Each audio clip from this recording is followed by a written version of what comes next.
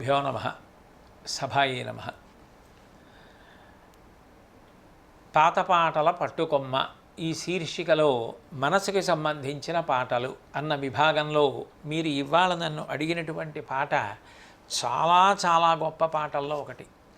సముద్రాల junior గారు 1960వ సంవత్సరంలో విడుదలైన కులదైవం చిత్రం కోసం రాసినటువంటి పాట.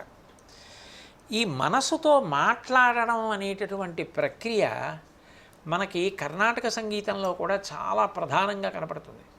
త్యాగరాజస్వామి వారి కీర్తనల్లో ఓ మనసా ఓ మనసా ఓ మనసా అంటూ సంబోధిస్తూ మంచి మంచి సంకల్పాలు చెప్పినప్పుడు మనసుని పొగుడుతూ, చెడు సంకల్పాలు చెప్పినప్పుడు మనసుని నింద చేస్తూ, మనసుకి బోధ చేస్తూ, మనసా నువ్వు మంచి విషయాలు చెప్పవే, నువ్వు మంచిగా ఉండవే, నాకు చెడు బోధించకే, చెడు చెప్పకే అని మనసుతో మాట్లాడుకుంటున్న కీర్తనలు ఎన్నో ఉంటాయి.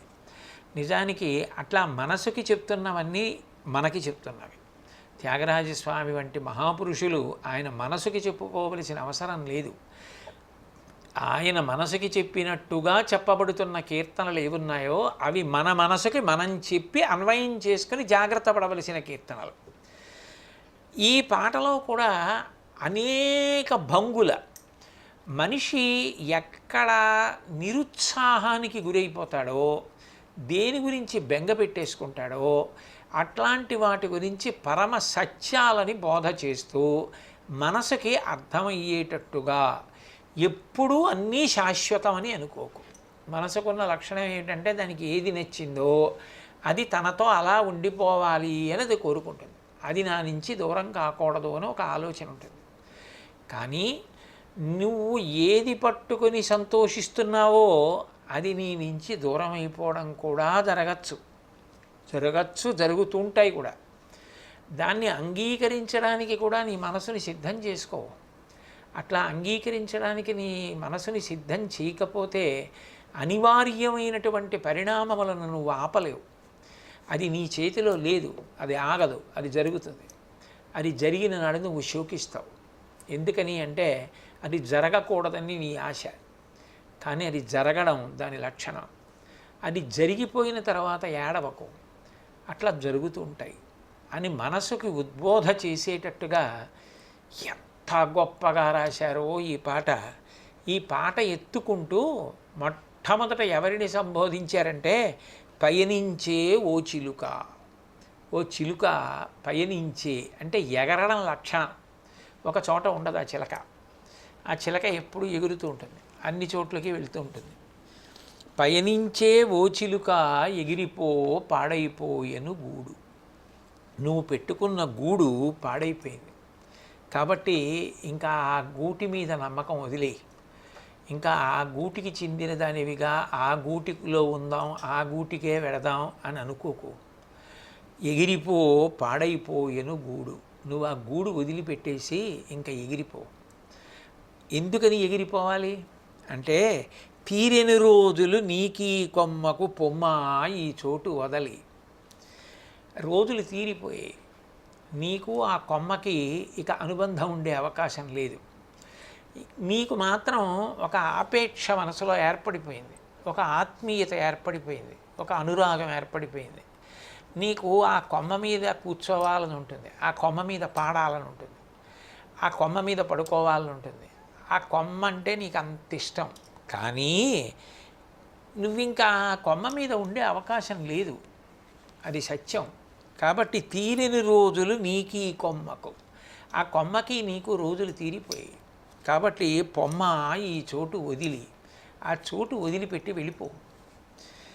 ఎవరికి వారే ఏదో నాటికి ఎరుగము ఎచటకో ఈ బదిలి. ఎవరికి వారే, ఎక్కడి నుంచి వచ్చిన వాళ్ళు ఎక్కడికి వెళ్ళిపోవాలి. కాబట్టి ఓ చోట కలిశాం, ఉన్నాం కొన్నాళ్ళు, ఇంకా అలాగే ఉండిపోదామని మాత్రం అనుకోకు. వెళ్ళిపోవడానికి కూడా సిద్ధపడు. ఎందుకంటే వెళ్ళడం తథ్యం, వెళ్ళిపోవాలి. ఎక్కడికి వెడతామంటే అది తెలిస్తే ఇంకే. ఎచటకో ఈ బదిలీ, ఎక్కడికి వెళ్తామో తెలియదు. 3 దినాల ముచ్చటయే ఈ లోకములో మన మజిలి. నిజంగా చెప్పాలంటే ఈ లోకంలో మన మజిలీ 3 రోజుల ముచ్చట అంతే. శాశ్వతంగా ఏం ఉండిపోతాం. కానీ ఉన్నన్నాళ్ళు నిజాయితీగా ధర్మపధాన చనుమా ధైర్యమే తోడు. ఉన్నన్నాళ్ళు సంతోషం అంటే ఏమిటో తెలుసా? ధార్మికంగా బతికే, ధర్మాన్ని పట్టుకో. ధర్మాన్ని పట్టుకోవడం నీకు సంతోషం కావాలి. కాబట్టి నిజాయితీగా ధర్మపదాన చనుమా ధైర్యమే తోడు. పయనించే ఓచిలుక ఎగిరిపో పాడైపోయెను గూడు. దీని అర్థం ఏమిటంటే యథార్థానికి ఓ కొమ్మ మీద గూడు పెట్టడం అంటే జీవుడు ఏదో శరీరంలోకి వస్తాడు. ఆ శరీరాన్ని అంటిపెట్టుకుని ఇది నేను ఇది నేను ఇది నేను అని భావన పొందుతాడు. పొంది ఈ శరీరంతో ఉండడమే నేను ఉండడం అనుకుంటాడు. అనుకని ఇందులోనే ఉండాలి ఇందులోనే ఉండాలి, ఈ కొమ్మ మీదే ఉండాలి, ఈ కొమ్మలో గూడు కట్టుకున్నానని ఈ కొమ్మకు అన్ని అనుబంధాలు. అందుకని వాటితో కలిసి అక్కడే ఆ కొమ్మ మీదే ఉండాలనుకుంటాడు. కానీ పాడైపోయిన గూడు, ఆ శరీరం జర్జరీభూతం అయిపోయింది, వృద్ధాప్యం వచ్చేసింది, రోగభూయిష్టం అయిపోయింది, సంధిబంధములన్నీ సడలిపోయాయి, తినలేవు, తింటే జీర్ణం అవ్వదు, పడుకోలేవు, లేవలేవు, కూర్చోలేవు. ఎన్నాళ్ళు ఉంటావు ఇంకా ఆ కొమ్మ మీద? ఆ గూడు పాడైపోయింది. పాడైపోయిన గూడిని వదిలిపెట్టేయడం, వేరే గూట్లోకి వెళ్ళిపోవడం అనివార్య పరిణామం. జాతస్య హి ధ్రువో మృత్యు ధ్రువం జన్మమృతస్య చ తస్మాదపరిహార్యేర్థే నత్వం సూచితుమర్హసి. దానికోసం ఏడవలసిన పని లేదు సుమా. ఒక గూడు పాడైపోతుంది, పెట్టిన గూడు పాడైపోతుంది, మళ్ళీ ఆ గూట్లోంచి చిలక ఎగిరిపోవాలి, వేరే చోటుకి వెళ్ళిపోవాలి. ఎక్కడికి వెళ్ళిపోతావంటే ఏమో ఎక్కడికో ఆ బదిలీ. ఉండేది ఎన్నాళ్ళు? 3 నాళ్ళు. ఏమో 30 ఏళ్ళు ఉండొచ్చు, 60 ఏళ్ళు ఉండొచ్చు, 90 ఏళ్ళు ఉండొచ్చు, 100 ఏళ్ళు ఉండొచ్చు. ఎన్ని ఏళ్ళు ఉంటామన్నది మాత్రం ఎవరికీ తెలియదు. వెళ్ళిపోవడం మాత్రం తథ్యమని తెలుసు. కాబట్టి పయనించే ఓ చిలుక ఎగిరిపో పాడైపోయెను గూడు, తీరిన రోజులు నీకీ కొమ్మకు పొమ్మ ఈ చోటు వదిలి. ఎవరికి వారే ఏదో నాటికి. ఎంతమంది వెళ్ళిపోయిన వాళ్ళు లేరు? వెళ్ళిపోయిన వాళ్ళందరూ వెళ్ళిపోయారు. కాబట్టి ఎవరికి వారే ఏదో నాటికి ఎరుగము ఎసటకో ఈ బదిలీ. ఎవ్వరికీ తెలియదు. వీళ్ళందరూ ఎక్కడికి వెళ్తున్నారంటే ఎవ్వరూ చెప్పగలిగిన వాళ్ళు లేరు. ఎవరైనా ఏం చెప్తాం, ఏదో వాళ్ళ వాళ్ళ పుణ్యపాపాలను అనుసరించి ఆయా లోకాలకు వెళ్ళారంటాం.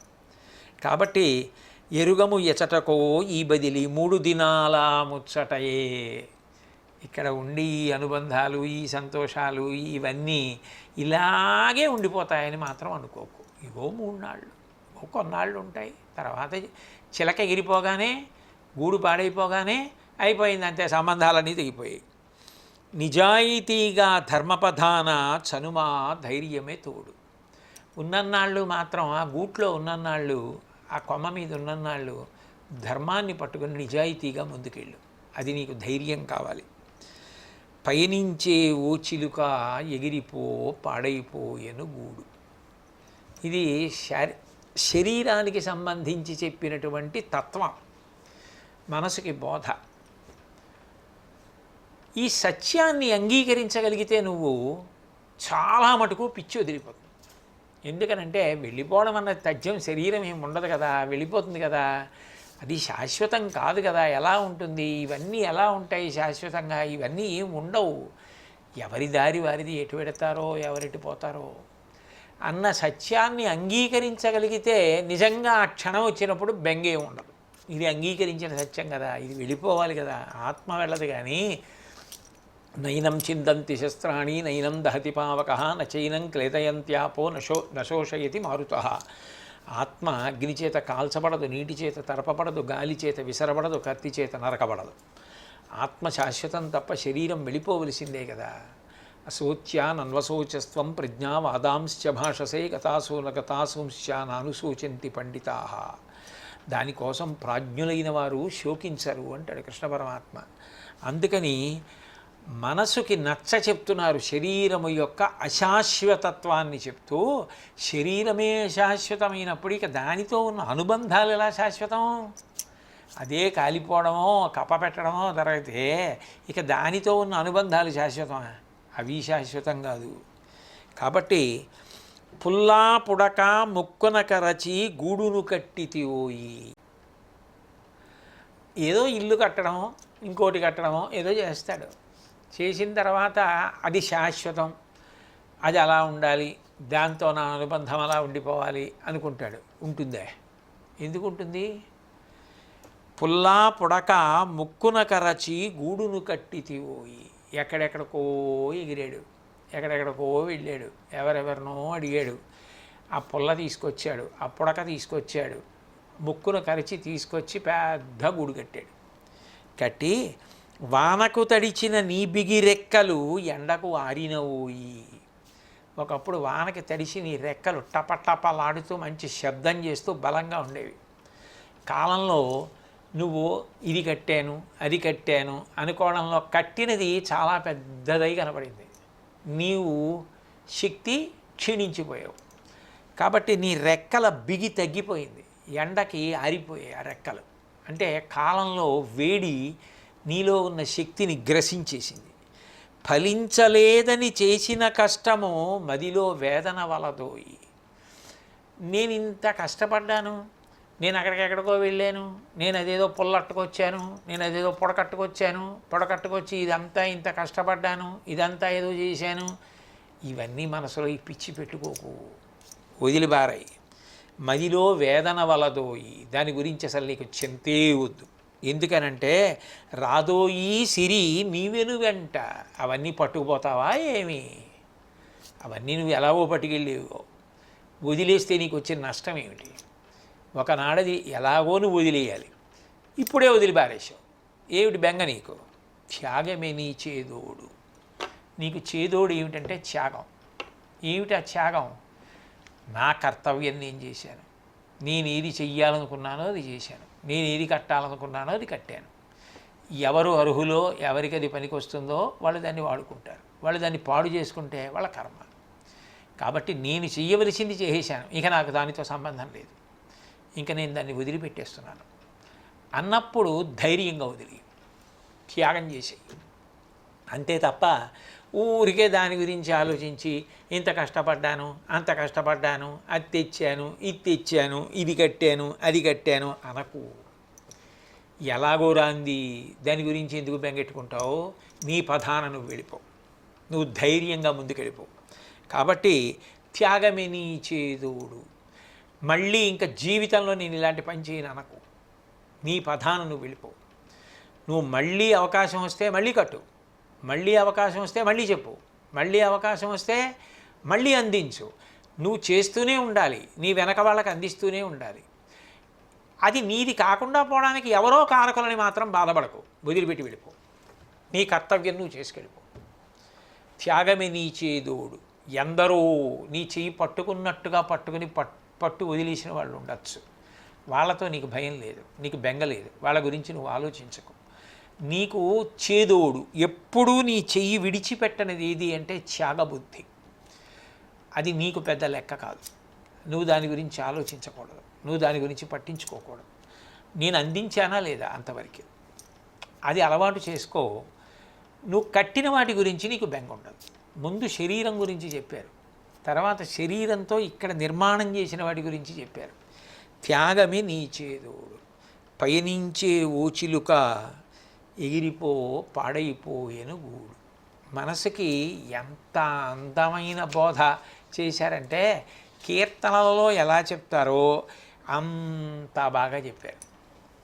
అనుబంధాలు సరే, శరీరం, కట్టినవి, ఇల్లు, గూడు, రకరకాలు ఈ అనుబంధాలు ఉన్నాయి. ఇవి మరీ బలమైనవే. ఒకదాన్ని వదిలిపెట్టి వెళ్ళిపోవడం తేలిక, కానీ అనుబంధాలని తెంచుకోవడం చాలా కష్టం. మరవాలి నీ కులుకుల నడలే మదిలో నయగారాలే. ఒకప్పుడు నేను ఎంతమందితోనో అనుసంధానం అయ్యాను. వాళ్ళందరితోటి వాళ్ళ కులుకుల నడకలు అంటే వాళ్ళు సంతోషంగా నాతో మాట్లాడుతూ, వాళ్ళు నడిచిన నడక, వాళ్ళు నాతో మాట్లాడిన మాటలు, వాళ్ళు కదిలిన కదలికలు, వాళ్ళు చేసిన పనులు, నేను చెప్పడం వాళ్ళు చేయడం, వాళ్ళు చెప్పడం నేను చేయడం, ఇవన్నీ మదిలో నయగారాలే. నయగారాలంటే మృదువాక్కులు. నేనెక్కడ నొచ్చుకుంటానోనని ఏదైనా ఒకవేళ నేను చెప్పినది చెయ్యవలసిన అవసరం లేనప్పుడు అది చెప్పవలసి వచ్చినా ఎంతో మృదువుగా ఎంతో జాగ్రత్తగా ఎక్కడ నా మనసు కష్టపడుతుందోనని అంత మెత్తగా మాట్లాడిన వాళ్ళు ఉన్నారే, వాళ్ళు ఎలా నా మనసు నుంచి చెదిరిపోతారు? అంత తేలిక. ఓ కట్టిన దాన్ని వదిలేయడం తేలిక, ఇల్లు వదిలేయడం తేలిక. కట్టిన ఇంటిని అనుబంధాన్ని ఎలా తీయగలవు? అంత తేలిక కాదు. మదిలో నయగారాలే అవి అలా మనసులో ఉండిపోతుంటాయి. అది మనసుకున్న పెద్ద ఇబ్బంది. అలా జ్ఞాపకం వస్తూనే ఉంటారు వాళ్ళు. వాళ్ళ మాటలు జ్ఞాపకానికి వస్తాయి, వాళ్ళ కదలికలు జ్ఞాపకానికి వస్తాయి, వాళ్ళ నడక జ్ఞాపకానికి వస్తుంది, వాళ్ళతో కలిసి చేసినటువంటి పనులు జ్ఞాపకానికి వస్తాయి. తీరని వేదన తీయని ముసుగే శిరసున సింగారాలే. ఈ తీరని వేదన నువ్వు మనసులో ఏమని భావన చెయ్యాలంటే, నువ్వు వేసుకున్న ముసుగు కూడా నీకు శిరసున సింగారం అయితే ఆశ్చర్యం కదా. ముసుగేసుకున్నారంటే అది అమంగళకరం. మనసుని బాధ పెట్టేటటువంటి ఆ జ్ఞాపకాలు కూడా ఏమైపోవాలి అంటే, తీరని వేదన తీయని ముసుగే శిరసున సింగారాలే. అవి నీ తలకి సింగారాలైపోవాలి. అంటే వాటిని తలుచుకొని నువ్వు ఉద్వేగం పొందకుండా, ఒకనాడు కాలంలో ఈశ్వరుడు అట్లా అనుగ్రహించాడు నన్ను అని అవి ఒక మధుర స్మృతులుగా వాటిని తల మీద సింగారంగా భావించాలి తప్ప, వదిలేసి ఇప్పుడు నువ్వు కొత్తగా ఏం చేద్దాం అనుకుంటున్నావో దానికి ఈ జ్ఞాపకాలు నీకు అడ్డు రాకూడదు. నువ్వు ముందుకు వెళ్ళిపోవడానికి అవి నిన్ను ఆపడానికి ప్రయత్నం చేయగలిగినంత శక్తివంతం కాకూడదు. కాబట్టి తీరని వేదన తీయని ముసుగే శిరసున సింగారాలే, ఓర్వలేని ఈ జగతి నీపై లేవే కనికారాలే. జగత్తుకేమిటి ఓర్వలేనితనం ఉంటుంది, పక్కనే ఉండొచ్చు, కానీ అనేక రకాలైన ఓర్వలేనితనం ఉంటుంది. ఓర్వలేనితనానికి ఒక కారణం ఎందుకు ఉంటుంది? బోల్డన్ ఉంటాయి. ఏదో కారణం, ఆ కారణానికి అనేక మంది నీ చుట్టూ ఉన్న వాళ్ళకే నీ మీద ఆ ఓర్వలేనితనం ఉంటుంది. ఆ ఓర్వలేనితనం ఒకనాడు ఏమవుతుంది? నువ్వు ఎంత బాధపడినా నీ గురించి మాట్లాడవలసిన అవసరం లేని స్థితికి కారణమవుతుంది. అప్పుడు కరిగి కరిగి కన్నీరై కడతేరుటే నీ తలవ్రాలి. నువ్వు దాన్ని పట్టుకుంటే మాత్రం ఏమైపోతావంటే, కరిగి కరిగి కన్నీరై నిష్కారణంగా ఏడిచి ఏడిచి కడతేరుటే, నిష్కారణంగా శరీరం పోతుంది ఆ బాధతో. నీ తలవ్రాలి, అది ఆఖరికి తలవ్రాత అవుతుంది. జాగ్రత్త సుమా.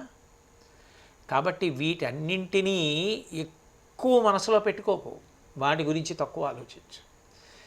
నేను వదలగలను, వదిలి నా కర్తవ్యంతో నా కర్తవ్యతానిష్టతో ఈశ్వరుడు నాకు ఇచ్చిన విభూతితో నేను చెయ్యగలిగినది చేస్తూ నేను ముందుకు వెళ్ళిపోగలను అని వెళ్ళిపోవడం మీద బాగా దృష్టి పెట్టు తప్ప ఇవన్నీ మనసులో పెట్టుకుని బెంగ పెట్టేసుకొని నువ్వు ఎప్పుడూ కూడా నలిగిపోవడం కానీ లేదా తరిగిపోవడం కానీ శిథిలమైపోవడం కానీ జరగకూడదు. ఎందుకనంటే ఇవన్నీ చేయగలిగిన వాళ్ళు ఎవరు? మనసు. ఇవన్నీ మనసులో పెట్టుకోగలిగింది ఎవరంటే మనసు. పెట్టుకుని ఓహో తలుచుకు ఏడుపు మొదలెడుతుంది. ఆ ఏడుపు మొదలెట్టింది అనుకోండి, ఇంకా ఏమీ జ్ఞాపకానికి రావు, ఏ పని చేయలేడు. ఏమైపోతాడు? ఆఖరికి శరీరం వదిలేస్తాడు. ఏమిటి సాధించాడు? ఏమీ సాధించలేదు. అంతకన్నా నీ మానాన నువ్వు చెయ్యవలసింది నువ్వు గుర్తుపెట్టుకొని దాన్ని తృణప్రాయంగా వదిలేసి నీ పని నువ్వు చేసుకెళ్ళిపోవాలి. అది నేర్చుకో. గోడుమని విలపించేరే నీ గుణము తెలిసినవారు. అది ఒక పెద్ద అనుబంధమే.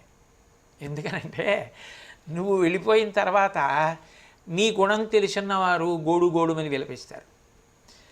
జోడుగా నీతో ఆడి పాడి కూరుములాడినవారు, వాళ్ళందరూ నిన్ను బాగా తెలిసిన్నవారు. ఎందుకనంటే జోరుగా నీతో ఆడి పాడి, నీతో వాళ్ళు ఆడారు, నీతో వాళ్ళు పాడారు, అంటే నీతో బాగా సన్నిహితంగా ఉన్నారు. కూరుములాడినవారు, వాళ్ళు హాస్యాలు ఆడినవారు కాదు, వాళ్ళకి నువ్వంటే అంత ప్రేమ, నీకు వాళ్ళంటే అంత ప్రేమ. కానీ అదే అడ్డు రాకూడదు. కాబట్టి ఏరులయే కన్నీరులతో మనసారా దీవించేరే. శరీరం వెళ్ళిపోతున్నప్పుడు కూడా అది జరగచ్చు. ఎందుకంటే ఆ శరీరం వెళ్ళిపోతుంది అనుకోండి, అయ్యయ్యో ఆయనతో మాకు ఇలాంటి అనుబంధం అలాంటి అనుబంధం, ఆయనతో ఇలా గడిపాం అలా గడిపామని చెప్పి వాళ్ళు ఓహో దుఃఖపడిపోయి ఇలా ఆడాం ఇలా పాడాం, ఇంత ప్రేమగా ఉండేవారు అంత ప్రేమగా ఉండేవారని చెప్పి వాళ్ళు ఎంతో ఏడుస్తారు, దుఃఖిస్తారు. ఏరులయే కన్నీరులతో మనసారా దీవించేరే. మళ్ళీ ఇట్లాంటి మనిషి వస్తాడా అంటారు. ఎన్నడూ తిరిగి ఇటు నీరాక. మళ్ళీ ఎప్పుడు వస్తావో ఎవరికి తెలుసు? వెళ్ళిపోయిన వాడు మళ్ళీ ఎప్పుడు వస్తాడంటే ఆయన చేతిలో ఉందా? ఈశ్వరుడి చేతిలో ఉంటుంది. కాబట్టి వీటన్నింటికీ సిద్ధపడు మనసులో తప్ప జీవుడు పైకి లేచిపోయిన తర్వాత కూడా ఇవన్నీ వినవలసి వస్తుంది. అప్పుడు నువ్వు బెంగపెట్టుకోకూడదు. ఇవన్నీ నాకు తెలుసు, వెళ్ళవలసిందే, తప్పదు. తర్వాత కార్యక్రమం గురించి ఆలోచించడం అంతే. అక్కడికి నిబద్ధుడివిగా ఎన్నడో తిరిగి ఇటు నీరాక ఎవడే తెలిసినవాడు. మళ్ళీ నువ్వు ఎప్పుడు వస్తావంటే ఎవరికి తెలియదు ఎప్పుడు వస్తావు. పయనించేవో చిలుక ఎగిరిపో పాడైపోయేను గూడు. నిజంగా ఘంటసాల వెంకటేశ్వరరావు గారి ఈ పాట పాడేటప్పుడు ఆ పయనించేవో చిలుక అని ఆయన ఉచ్చైస్వరంతో పాడుతుంటే ఆ మనసుకి ఇన్ని రకాలుగా చేసే ప్రబోధం ఉంటుందే. అబ్బా ఏమి గొప్ప కీర్తనరా అనేస్తాం కర్ణాటక సంగీతం అయితే. అంత బాగా మనసుకి వేదాంతాన్ని వైరాగ్యాన్ని బోధ చేసి కర్తవ్యతానిష్టని కోల్పోకు సుమా, నువ్వు ముందుకు వెళ్ళిపోవాలి సుమా అని అనేక రకాలుగా నేర్పినటువంటి ఈ పాట చాలా చాలా గొప్ప పాట. అజరామరమైపోయి ఆనాటి నుంచి ఈనాటికి ఎందరో ఈ పాట విని సేద తీరుతుంటారు. ఈ పాట విని ఏవో ఆలోచనల్లోకి వెళ్ళిపోతూ ఉంటారు. అంత గొప్ప పాట. మనసుకి సంబంధించి ఇంత గొప్ప పాటనిచ్చి వ్యాఖ్యానం చేయమన్నందుకు మీకు నా ధన్యవాదాలు తెలియచేస్తూ ఈ పాట వరకు స్వస్తి.